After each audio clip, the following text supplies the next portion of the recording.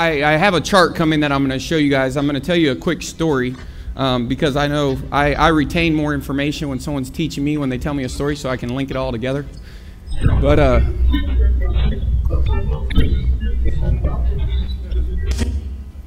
I bet I can't do that again. So I put a lot of hard work into putting this presentation together, and I wish I could have like pre-recorded it for everybody, but I want to tell you what happened. Ultimately, I believe we went to dinner last night with Jay Abraham, and it was kind of fun. We went to Capitol Grill or something like that, and Jay Abraham was eating bread and asking a lot of questions about, you know, just specific questions, and you know, we're just answering them, and he stops and he has his hand on a piece of bread, and he says, "The strategist always beats the technician, always." And I was like, because I was going to be talking about this, I was like, well, trying to get him to elaborate on that. And the funny thing is, there was a moment in my just business in general where I was looking at Jay, and I was sitting on that same back porch at my lake house, and I said, "Jay, it doesn't matter what happens. We can do anything." I mean, literally, because the way that we are strategically oriented, it doesn't matter what opposition you put in front of us, we'll just get around it. And there was a guy that used to work at Kinder Reese, and he said, Kinder Reese is like water. It's going to find the crack to get through, if there's a crack. And I really think that what we've learned over the last 4 years of building Kinder Reese has really helped us just in understanding business principles in general. And it's introduced us to a lot of people that had duplicated building businesses, and we were able to, we didn't know exactly what we were doing all the time, because I would say that a lot of us are gonna, and when we get into this, where a lot of us are technicians, and we just, you know, our only goal to grow a business is to work harder. So what we're gonna talk about today is the straight line strategic plan, and it's actually this one. Or this is a straight line strategic plan. And then I'm gonna talk about, how many people have seen this process chart? Looks pretty cool, doesn't it? I won't know if I'm doing a good job unless y'all answer me when I talk. Does it look pretty cool? Yeah. All right. I'm gonna talk a lot to y'all. I'm gonna like have a lot of one-on-one conversations. I'm not an expert speaker, but I was told that's what you're supposed to do, so I'm gonna try it. I'm a good student. So, the straight line strategic plan is basically a plan, and it helps you put together the strategy of your business. So, we're gonna teach you the business principles that allow you to manage both the present and the future. Learning this will help you be a better implementer. And the number one thing that you have to learn is how to allocate your resources, both your financial resources and your human resources. Because again, we all have just so much time. The only difference is, imagine this. Imagine if Jay flew into your office and took over your business. Do you think you're doing the exact same thing on Monday that Jay would do? Are you investing the money in the exact same places that Jay would invest? Are you managing your time the exact same way that he would manage? Successful agents are usually successful because the way they allocate their resources, the way they invest their time, the way they invest their money. And so what hopefully we're going to give you is a system on how to allocate, a system on how to remove and get absolute clarity, so you don't go out and invest in grocery carts because it's not a part of your plan. Because everything kind of like, the reason Bigger Gains was so impressive to me, because I liked the fact that you're either the law of thermodynamics, you're either getting closer to your goal or further away. And you just have to continue to ask yourself, is this getting me closer to my goal or further away? A lot of the best strategists just know how to say no. Does that make sense? So it's not always about getting things done, it's about getting the right things done. There's 3 types of business executives. I adapted that and said agents. So I'm gonna make one assumption today, and my assumption is that everybody in this room agrees that they own a business, okay? So you either agree or disagree with that, but everything going forward is assuming that you agree that you own a business. So if you own a business, then you could actually call yourself a strategic executive, but we put agents because we're all in the real estate business. So you have 3 types. You have the strategic agent, the tactical agent, and the strategic and tactical agent. Strategic agents make up 0.8% of all agents. 0.08%.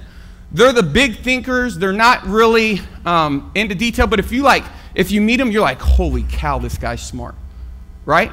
But the bad news is, out of those people, a lot of them, they can't make the things that they think of happen because they're not good at they struggle at the policies, the procedures, the process to implement the strategy they came up with. Does that make sense?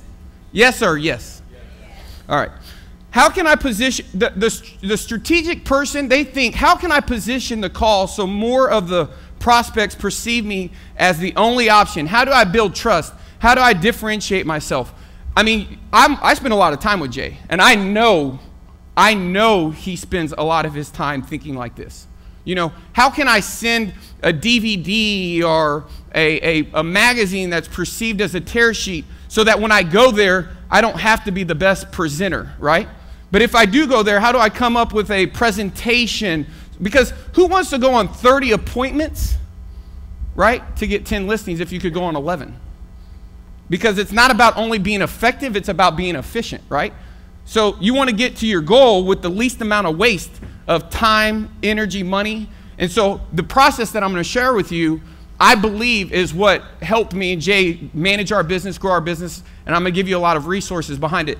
Some of them I didn't understand at the beginning, but I do believe in them wholeheartedly now, and I just hope that the law of receiving is going to be taking place a lot as I'm going through this, and y'all receive what I'm teaching you. Can I see a show of hands? How many people actually have a straight line strategic plan? Okay, awesome. The strategic agent's not properly trained, unsure how to implement, good ideas, really unsure how to make them a reality. Sometimes I go before my slides, sorry. The tactical agent is what 99% of the people in this room are. And a tactical person is going to be the person who actually, their only way of building their business is to work harder. Their solution to the problem is make more dials. Their solution to the problem is make more dials. They're more interested in pulling the trigger than it is hitting the target. I like to, think about if you're building a house, like your business is a house, right?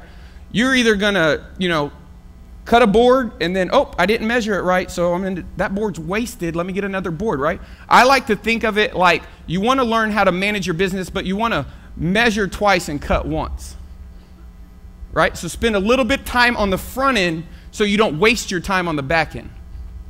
So that's why it's not me, but they say, Peter Drucker says, the number one responsibility of the business owner is the strategy. That's what you should do. When I say you should do it, that means literally, I had a video, I was going to bring it. Me and Jay rented out a room in downtown Dallas last year for 7 days straight. Sun up to sundown strategizing. But this conference and where we are is as a result of the choices we made and the order we made. Everything we did was really determined in that room. Does that make sense? So it's putting that front end work into your business. So I had a guy the other day, he said, he's not doing expires, but he wants to do a farming. I mean, how long does it take to build a farm and build a brand? You're investing in like 90% of the people in the neighborhood, they don't want to sell this month, but you can send those Save 500 postcards to 500 people that we know statistically 95% of them are going to end up listing their house with an agent. So where do you allocate it? A tactical person, a strategist is going to look at all their tactical efforts are going to be supported by the strategy. What mailer do I send them? What landing page do they go through? What is my universal or my USP, right? What am I going to say if they do call me? Do I have a presentation? Because I see a lot of people, they want to make the phone ring, but then when the phone rings, what happens if you're not good at setting an appointment, right? So it's not about just getting the phone to ring and sending out a piece of mailer. You want to make sure you think through all of those things. And this presentation is going to help you understand, looking back, hindsight 2020, man, if I would have just done this a little bit different, if I would have done this a little bit different, I probably would have got a better result. So the tactical person usually just basically is trading their time for money. You have to be tactical. I appreciate the tactical people because anybody who's willing to work hard is very valuable, right? But if you add a little strategy, you're going to get a lot further in your goals or whatever your objectives are. The strategic and tactical business owner only makes up 0.02%. They come up with the big ideas. They understand how to implement them. My goal is to help you give you the tools and the process and the knowledge to not only be strategic, but also to be able to take the tactics and put them into your business. Because how many people struggle with implementation?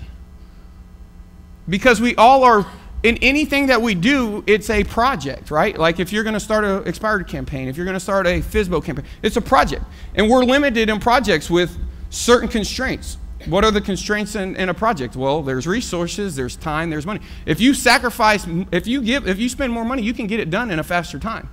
But if you want to get it done, if you don't care how long it takes, then you might be able to save some money, right? Or you might be able to have one person work on it instead of have 3 people, or having to hire a outside person. So everybody in here has constraints. It's understanding the risks that are out there, and it's really understanding how to take the right risk in your business, right? The biggest investment I ever made, I bought a system, a website that consistently, predictably generated me leads. And I can tell you, hindsight being 2020, it was the best investment I ever made. I mean, men lie, women lie, numbers don't. You can look at the return on the investment. It was a risk, but I made the right risk because I was being strategic. I didn't just go out there and buy it. In fact, I think I sat at their booth for like 8 hours and asked them every question under the sun. But here's the funny thing, is that when I went to the event that I bought that website, I went there with the objective of I'm successful if I learn how to generate more motivated buyers for my buyer's agents. Because I heard Wally talking to a guy on a call, and he said, you have to generate X amount of leads per buyer agent. And you want your goals to be parallel. You want your goals to be parallel with your actions. You can't say, hey, I want you to sell more, get more listings, but your listing appointments are down, or your listing leads are down. I mean, all of that has to add up. And I truly wasn't doing a good job generating enough buyer leads. When he went over the number, and then I went back and asked Steve, because we had the numbers, I said, Steve, how many are we getting? I was like, oh my gosh, no wonder they're struggling. It was my fault at the top. It was my fault. We were losing before we even started.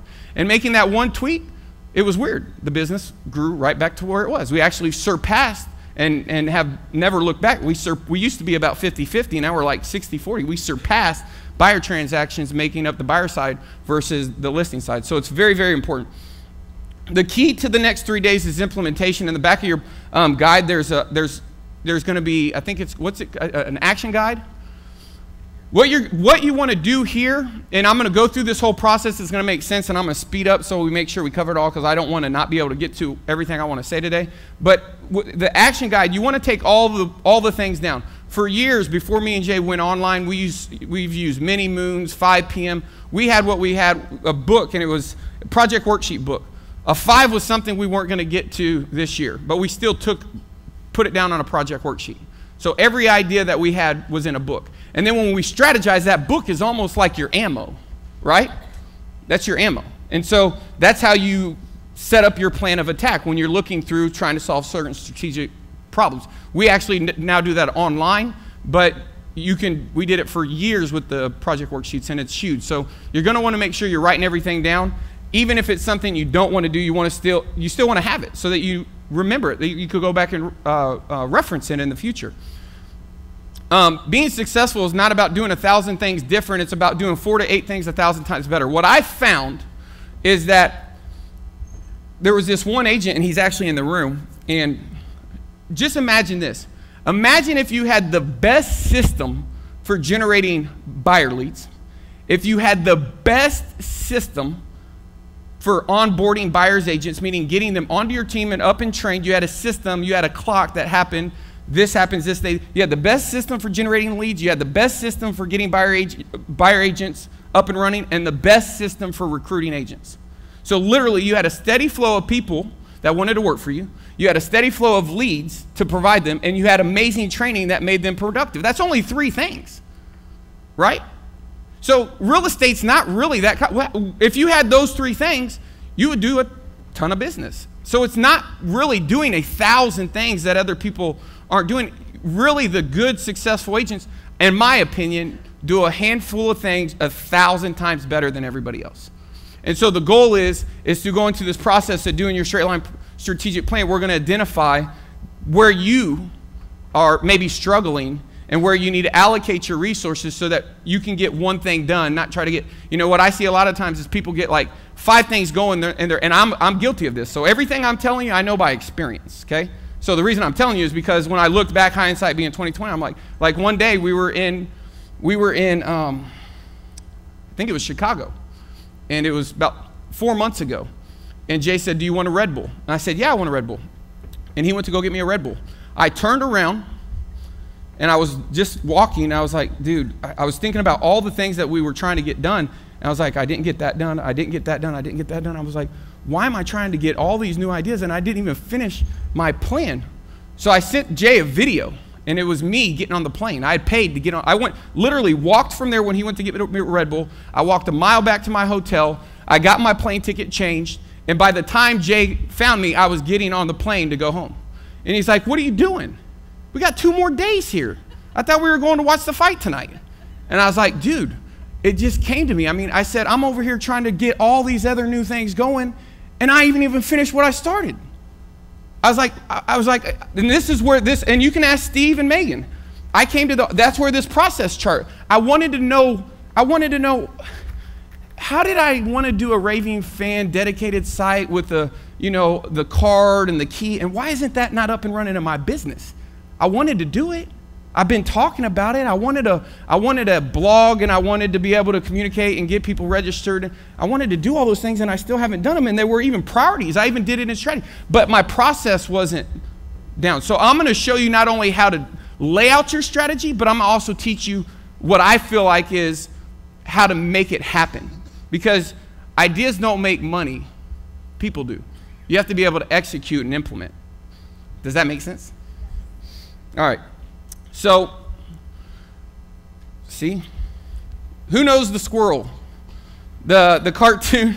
So the cartoon, there's a cartoon called Up, and what I believe is, we hired an operations manager that was working at Reese, and I believe that when me and Jay were at our most tactical was when we were chasing a lot of squirrels. Just, you know, we could be in the middle of something, see something, and if you saw the cartoon Up, the dog sees a squirrel, and he's like, squirrel.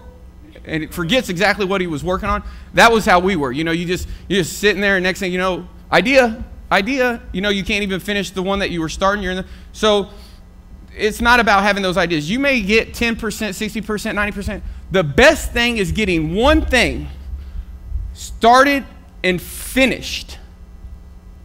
The people that get the most success out of this conference are going to be the ones that implement probably one thing. I've had a person, several people come up in the audience and say, man, I did the expired thing, and you know, I went from 24 to 40 deals. I did that one thing. Who would like to just double and not make it complicated and try to do 100 things? One thing, right? So the goal is prioritization. If you were in a room and you had a cup and you got to pick up, there was gold and lead and silver, and you could only fill it up your cup, who would fill it up with lead or who would fill it up with gold? I fill up with gold. Gold weighs less, so it's going to be easier to carry, right? Gold's more valuable, right? It's when you look at your opportunities, you want to make sure you evaluate the opportunities, and we actually have a decision matrix that we run every opportunity through to make sure what opportunity is priority over the others. And that's how we run Reese, and that's how we run our real estate business. So we're not just trying to get another good idea. We're really on the front end doing all the homework so we don't waste our time on the back end. So you want to stab your ideas, and there's an example of the action guides in the back. Just write them down. Your objective is to make sure you get it all down. That's your main objective. When you go back to being strategic, you're going to go back through these things, and then I'm going to show you a system on how to prioritize them and identify what to do and what order to do them in. And this is the best. I don't know I only have one way to help, and that's to bring you the most value. And I'm just telling you what changed my life, what made me have my time, clarity, and get more out of my business without having, you know, have my business work more for me than me having to work for my business.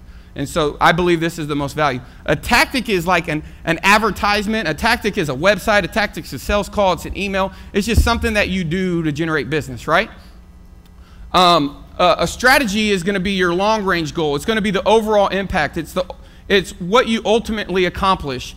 It's down to what is your position in the marketplace. I mean, imagine this. Imagine if your USP, just imagine this, at the very lowest common denominator, imagine if one USP in pay-per-click, meaning people out there looking to sell their home, and you made one offer versus another offer, and that offer pulled 30 times better than this one. How does that impact your business at the tactical level, that call to action that's on your website, on your business card, on your billboard, on your wrapped Hummer? You see what I mean? It's understanding the strategy and integrating it in. How many people have a strong USP? 50% of your success, Warren Buffett said, is your ability to articulate your competitive advantage. Why should I do business with you over doing business with this guy? Right? It's bottom line. So when somebody sees your advertisement, people are, first of all, are more likely to read an article than they are an advertisement. That's why a tear sheet works. Right? When you have a tear sheet, you are now perceived as a publisher, which is one of the variables that you can manage that have a cause and effect relationship on someone's perception of you being an expert. Imagine this. Imagine you watched CNBC last night and you saw me on TV. And they're saying, Mike, we want to talk to you about the Frisco real estate market. And I start talking. And the next thing you know, you're going to hire a real estate agent. And I'm the one coming to your house. And you watched me on CNBC. Are you going to argue with me about if I know how to price your home? No. Because now I'm perceived as an expert. And once I have that perception, I mean, you're not going to argue with your doctor, right? He knows more than you. So it's, what are you doing at every tactic, at every level in your marketplace to become perceived as an expert? Do you do the market trends? Do you post the market trends on your blog? Do you use the market trends in your email newsletter? Do you have an email newsletter? Do you even communicate to your clients after the transaction? Are you just simply making sales and looking for the next deal? What are your referral systems? Are you, going through all these questions is part of the process of strategy. And when you start thinking like this, it's going to help you with that long range goal. And these are a few of the things that we had to think through before we ever just started. And this process will help you. Question: how do your tactical efforts support and help you accomplish? I'm sorry, I can't see it. Your position. What are the strategic objectives each tactical effort? How many strategic objectives can you accomplish with each tactical effort? I mean, one of the biggest things that I wanted because I'm a seeker, and I saw one of the best marketers in the world. And I'm telling you this is personal. I saw one of the best marketers in the world, and he said, his name's Dan Kennedy, he said, I've had a newsletter in my business since 1978, and at some times I had 3. And then I saw a guy by the name of Russell Rhodes, who's an amazing marketer, who sold 77 homes in one neighborhood. You know what he does? He does a newsletter and puts it on the door every month. That's what he does. He's one of the best farmers. He also then moved to another. He had 2,500 homes there. I think it's like Wilmington. Then he moved to the next neighborhood. And people I know that live in that neighborhood, I went and watched a UFC fight at a buddy's house. He's like, hey, you know Russell? I said, yeah, I know. He's like, oh, okay. He's like, man, he's killing it in here. Well, he was asking me, why is he doing better than, he thought I was good, right? He knows that I sell real estate. He's like, why are you letting them take all your sales over here? He was more strategic in that area of his plan, right? So then I realized that he did it in that neighborhood, in the next neighborhood. Then he went right in my backyard and did it. And now I'm watching him go. I was on a plane with him. He did $1 million in sales. Then he's going to $2 million in sales. He's not doing 1,000 things other people aren't doing. And he is doing a lot, don't get me wrong. But he is very strategic, and he is good at implementation, right? So it's one of those things is, okay, well, am I going to have a newsletter? Yeah, how can I use that newsletter? What is it going to say? Am I going to use it to, communicate with my customers? And we're going to get to that on day 3, why that became one of my priorities. And so all of this was all part of the strategy. And that's what we're giving to you guys here. You're going to think, how can I maximize every single resource at every level? How do I become more strategic? You know what I did? When I wanted to know newsletter, I looked up every newsletter person on the planet. We had an unstuck call. We paid a lot of money to get on a call with the guy who's one of the top marketers in the world. He gave me 3 resources. I went to Newsletter Guru, got on his list, read every newsletter, found out everything you had to do to do a newsletter. 4-page newsletter, repurposed twice into a monthly easing, going out to your past client list, uploading. But you can't just have that idea, I want a newsletter. You have to be able to implement, right? And most people that are just tactical are too busy trying to make the next sales call than to really think through all this strategically. And our goal is to help you, because this is how you're going to build a business, not just have a job. Because a lot of agents, and I was one of them, just have really, really good jobs. The strategy is understanding the when, where's, why's, what's, how's, and who's of your business. So this is the straight line strategic plan. Key points: what's new and different things do we need to do, and when? That's one of the biggest questions you're going to ask yourself. One of the most important questions you're going to have to ask yourself. What new and different things do we have to do, and when? And when? A true plan is always going to lead back to action today, right? Where do I want to be? When you're planning, you want to take the middle out. So the real question, and we go through all this, and it's almost like you're a fly on the wall in one of me and Jay's meetings, but what we say is, where do we want to be in the next 5 years, and what are we doing in the next 90 days to get there? We don't complicate it, we take the middle out. And the goal is to have absolute clarity, and most people have what I call is priority confusion. They don't even know where to start. But when you know all I have to do, my biggest growth in my business was when I hired an ISA. Biggest growth. How many people have an ISA? How many people never want to let them go? I mean, it's one of those things.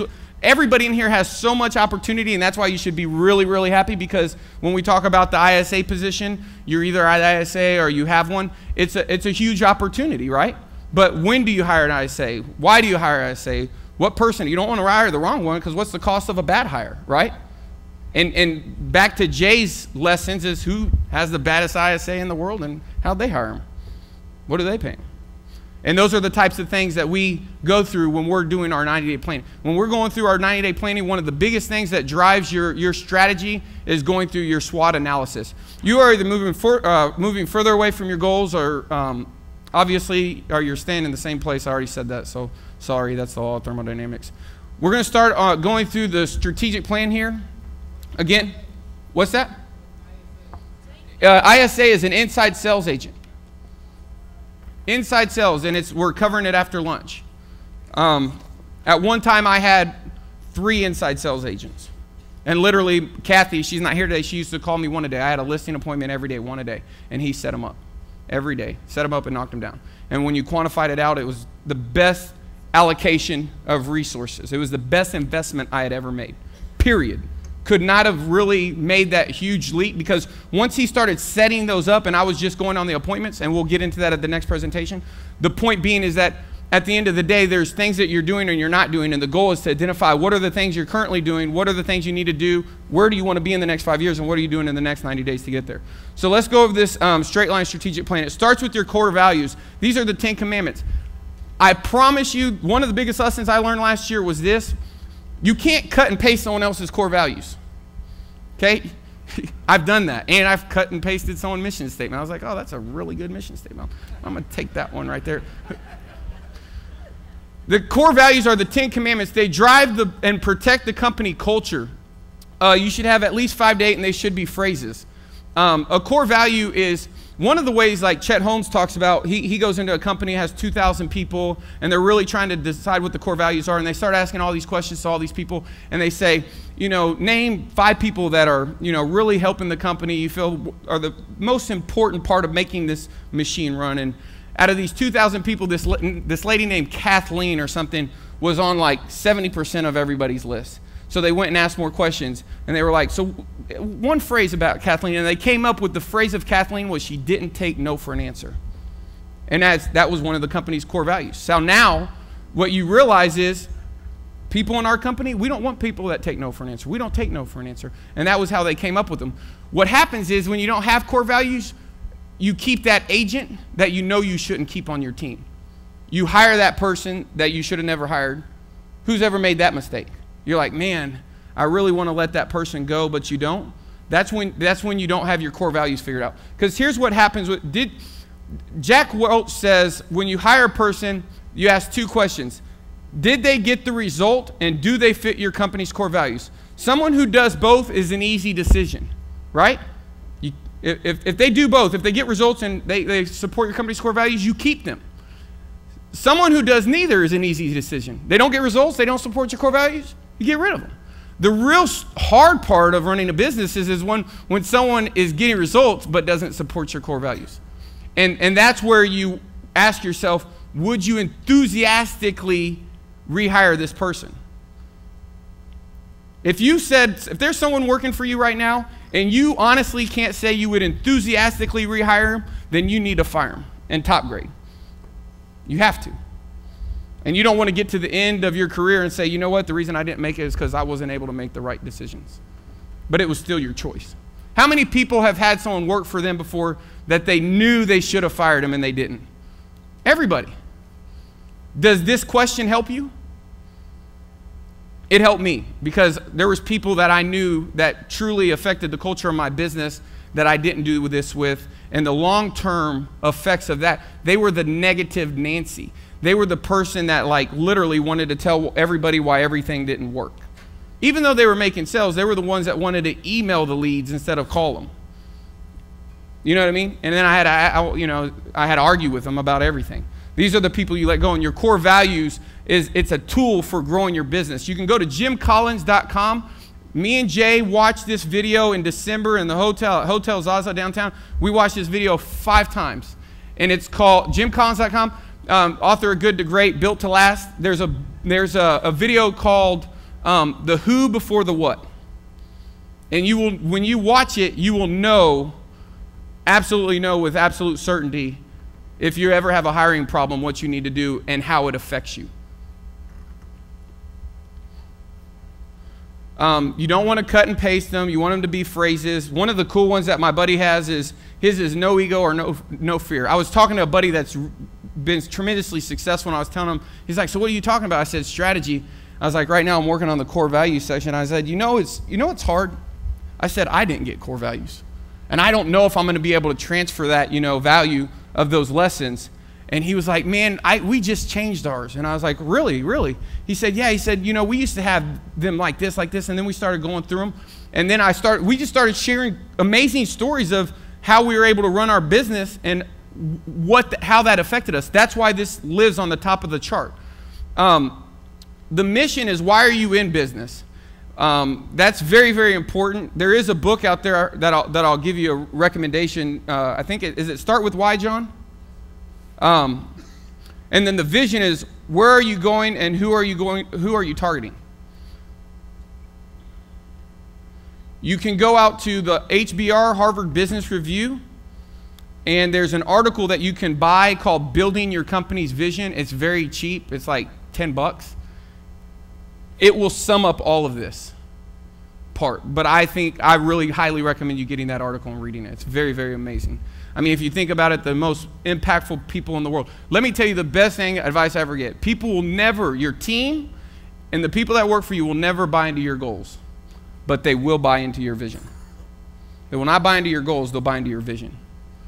And if they don't see the vision, I mean, the reason people stay, the reason why great employees, great workers, great agents stay with you is because they believe in your long-term vision. Not because they know you want to sell 200 homes next year. Even though I think that's good. And that's the game changer, Bloomberg. And the reason I brought that up is I was at my mom's house about 2 years ago, and I got stuck on this, and I ended up watching every one of them and telling Jay, I was like, oh my gosh. And what they do is they break down from Steve Jobs to Jay-Z. They break down a documentary on their vision. And every single, I couldn't even stop watching them. I was like, one after, they go through the guys at Google, they go through the guys at Oracle, and they actually play them on TV now. So they're really, really good. That's the book, Start With Why, must read. There's the author. That's a writer down there. Has anyone read this book in here? No? Good. Good book.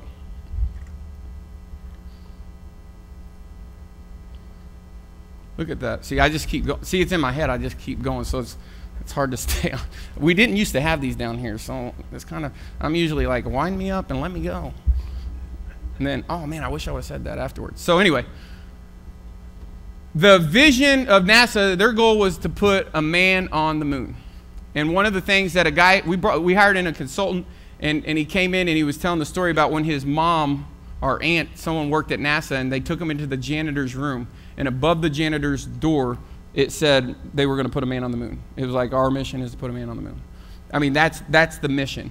Bill Gates's was he wanted to have his operating system in every computer, on every desk, on every PC in America. And literally, like 9 years into their vision, they had to redo their vision because they had gotten so close to accomplishing it, right?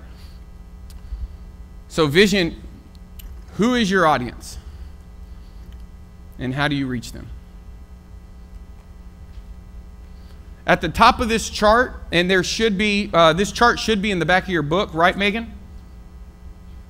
You'll see strengths, opportunities, and weaknesses.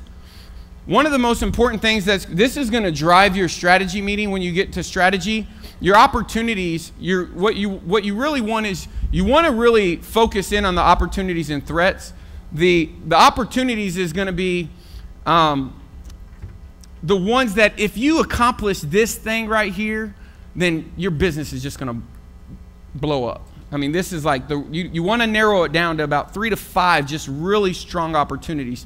Threats are going to be things that, they're like a 2x4. If this happens, well, if my closing falls apart, or if this lady quits, I'm dead in the water. Those are your threats. And your SWOT analysis almost goes with the mood of your company. So you could be having a good year and your SWOT could be good. You could be like, well, a lot of strength, no weaknesses, no threats, a lot of opportunity, right? But then there's also going to be times where maybe you have, maybe one of your strengths now is a weakness, or maybe one of your weaknesses now is a strength. So like, for instance, maybe you don't generate enough buyer leads, and now you got a new system that's giving you so many, it's a strength and it's not a weakness anymore. And now your new weakness is you're not doing good at follow-up. Make sense? So now your opportunity is getting someone to help you in your inside sales position, because your opportunity is if you could follow up on all these leads, then and you can get the 5.6% conversion that the top 3 people are getting, and it's possible if you follow their systems and this is how they're doing it, then that's how you link all this stuff together when you're doing your SWOT analysis. And this is done every quarter for me and Jay. We do both businesses every quarter, and then we do them annually. When you look at your SWOT analysis, you're really going to be looking at the next phase. So if you're doing a quarterly meeting, you're doing the SWOT for the year. If you're doing your annual meeting, then you're doing your SWOT for the next 3 to 5 years. Your strengths and weaknesses are internal factors. They deal with the present. And your opportunities and threats are external factors, and they deal with the future. The problem in business is you're trying to manage the present and the future. You're trying to take your business where you wanted it to go, but you have to continue to do the things that keep you in business. And it's the art of managing both of those that really drive your business where you want to take it. So most people overestimate what they can do in a year and underestimate what they can do in a decade. Here's the goal side of things. So at the top of that chart, you're going to have your 10-year goal. Then you're going to have your 3 to 5 year goal. And then you're going to have your 1-year goal. At the bottom, you're going to have your quarterly objectives. So your quarterly objectives, and the slides change, but the quarterly objectives are going to be the things that you're working on. Those are, man, if I can get these 5 things done in the next 90 days, those are your priorities. That's when you say, sorry. I mean, you know how many times I say, man, I'm sorry, it's really not part of our strategy. Not really. We've already determined our strategy. When we did our annual plan, we decided what are the 5 things we got to get done this year. We got to do this, we got to do this, we got to do this, we got to do this. And we've already identified what order we're going to need to do it in. And so when something comes up, we don't do that. Now, this is the process chart that drove me crazy, which was the reason I wanted to leave that conference so quickly, because we had a process, but it was breaking down. There's a great book out there called Mastering the Rockefeller Habits. Definitely the best book I've ever read. And the sad thing is that admittedly, Vern Harnish, who wrote the book, says he left out a couple things. He left out not managing your business as usual, as you call it, table stakes, things that you have to do just to be in business. So he really focused a lot on strategy in that book.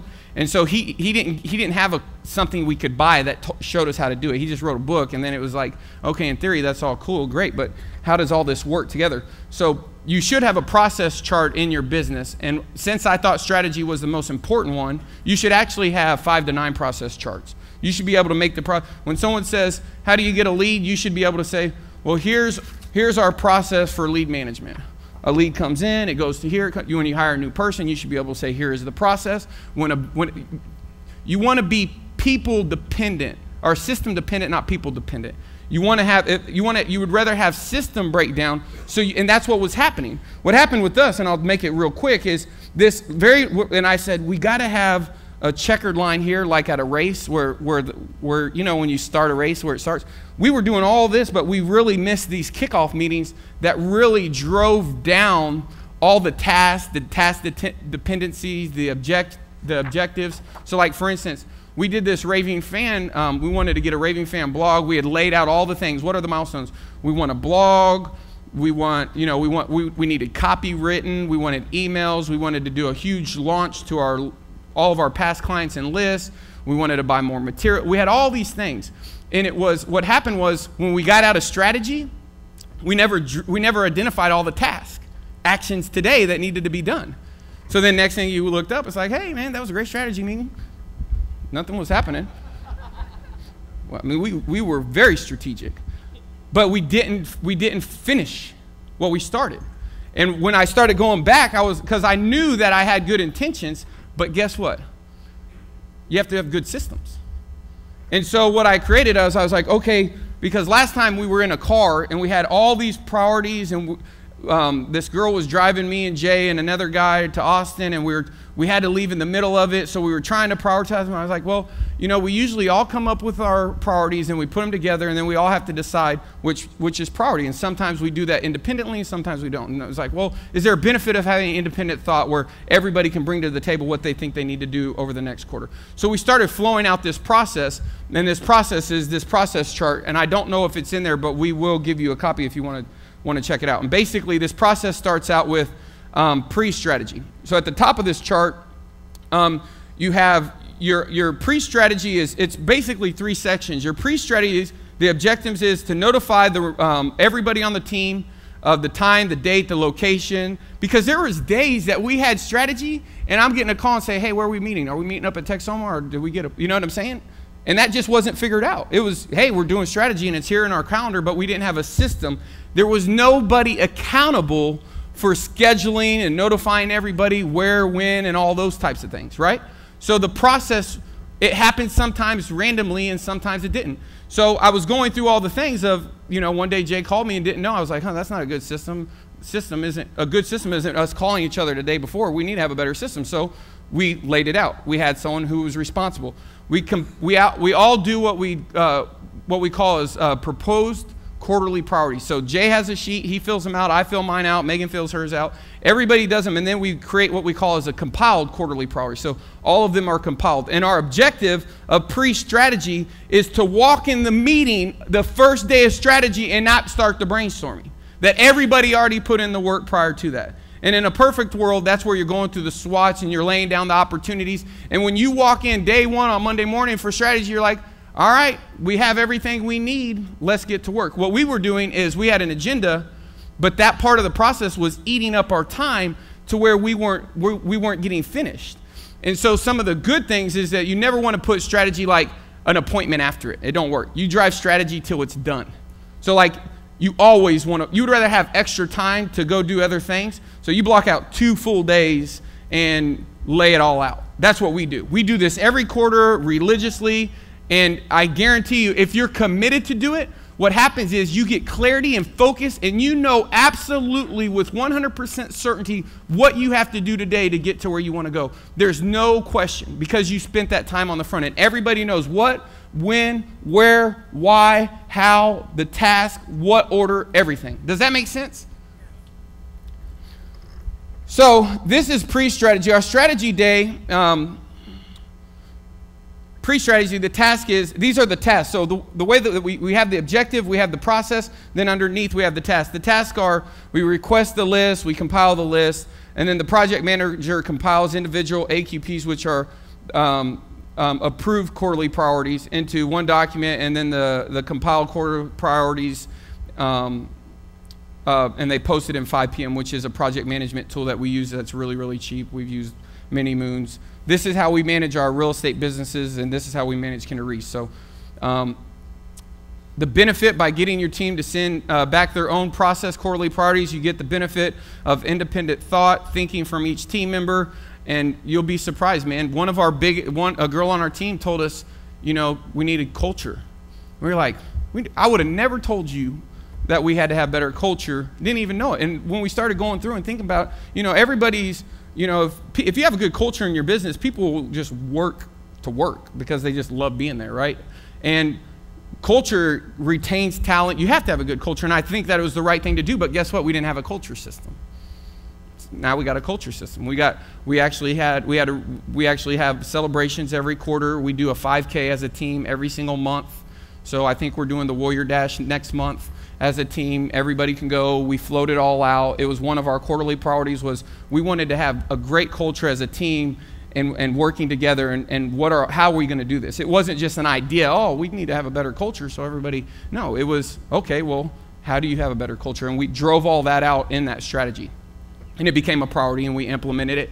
And if it wasn't for us doing that, we wouldn't be doing the things that we're doing as a company, and our culture wouldn't be the same that it is as it is now. Proposed quarterly priorities, these are just documents that we created that you basically can type into. So it's the PQP, the CQP, those are where they all get compiled. Strategy construction, that's the day of strategy. The objective is to review the previous quarter's priorities, identify the company's top 5 for upcoming quarter, complete the AQP form for each priority, identify the objectives, the team leader. A lot of you guys might be single practitioners, and some of you might have one assistant. You still do this. You still do it. I got a guy in this room right now. Me and him do it for my real estate business. Mike, are you out there somewhere? Stand up if you would. Me and Mike Everett, we do this together. So at Kinder Reese, there's like all these people, right? But at my real estate business, it's not as big as Kinder Reese. Me and Mike go in the tower by ourselves. We go through this exact same process. And the reason we get stuff done is we live by the process of being strategic and managing the present and the future. And if you think you can't do it with one other person, I'm doing it with one other person. So this isn't something that's just for big companies. This is for any business. You have an AQP, which is your approved quarterly priorities. Once we get an approved quarterly priority, we have a team leader, which is a project manager. They're in charge of that project. They're responsible for it. They get notified what it is. This is my favorite statement. We are successful if. What is the objective of this priority? If we create a system to communicate consistently to our past clients, offering whatever it is, narrowing that statement prevents scope creep. Meaning, because a lot of people, they start a priority and they start working on something, and then it's this, and then it's this, and then it grows, and it's like this thing that'll never get done. It's like, and when they use Gantt charts and project management, they used them in building battleships. They understood, and when you build a battleship, you have to know when you're done. It's like, all right, when you're going to be finished. And what they do is they start and they say, when you put the propeller on, that's when the project's done. And in order to put the propeller on, they work backwards. Okay, if we put the propeller on, we're going to have a crane to get it there. We're going to have this special guy. We don't have anyone who's trained, so they're going to have to be trained and be certified, and we're going to have this. All these things that happen to get that battleship broke. What happens with most of us, we're operating at the tactical level, but we're struggling on putting in all the policies and procedures to make our ideas make money. It's not real hard. We're like, man, that seems simple, but we're struggling on the management of those things. And so what this is designed to do is help you with that. And if you commit, I will tell you, your first quarter of doing it, you're not going to be perfect. But your second quarter, you'll get better. Your third quarter, you'll get better. And before you know it, your core competency, when people see you and they look at your business, they'll be like, man, that dude's a ninja. He gets stuff done. And that's how it works. And it's just being committed. You either have a desire or you don't. You either want to get better at running your business or you don't. And if you do, this is one step and one process that helps you do that. You lay out all the milestones. Once you get the milestones, you try to come up with their objectives. And then we also put measurable goals in there. So we know if we're successful, because on our weekly, we have a weekly meeting with all of our executive staff. And when we check in on the project, we know, are we behind or on pace with whatever it is. So when I talk to Mike every morning, Mike sends me his top 5, the top 5 things he's going to get done that week based upon what we need to get done that month, based upon what we need to get done that quarter, based upon what we're trying to get done that year, based upon what we're trying to do in the next 3 to 5 years. And every day we drive it down to his top 5 things, and he sends them to me every day. We get on the phone every single day at 8:31 and we talk through his top 5. What are the things he's getting done today? And all of those things are tasks that are driven out of these meetings. Does that make sense? Is this helpful? So we got 1 more minute, and I'm gonna wrap it up here. If you do, the best thing is I went through this a lot better on a webinar. And so if you want, I can have a show of hands. How many people would want me to email them the webinar where I broke this down a little bit better? Okay. So Megan, can we send them that webinar? Okay. This is really, really important. It's a lot to cover, but when we're coming up with Ken to Reese, when we say we're successful, I mean, I really believe in my heart and soul that, ideas don't make money. People do. And the reason people don't implement is because they struggle on the strategy and tactics side. And I felt like at least if I could make you conscious, then you could at least make the choice and decide if you wanted to get better at being a strategic thinker and getting all the geometric benefits of your business. So thank you guys, and we'll see you. All right.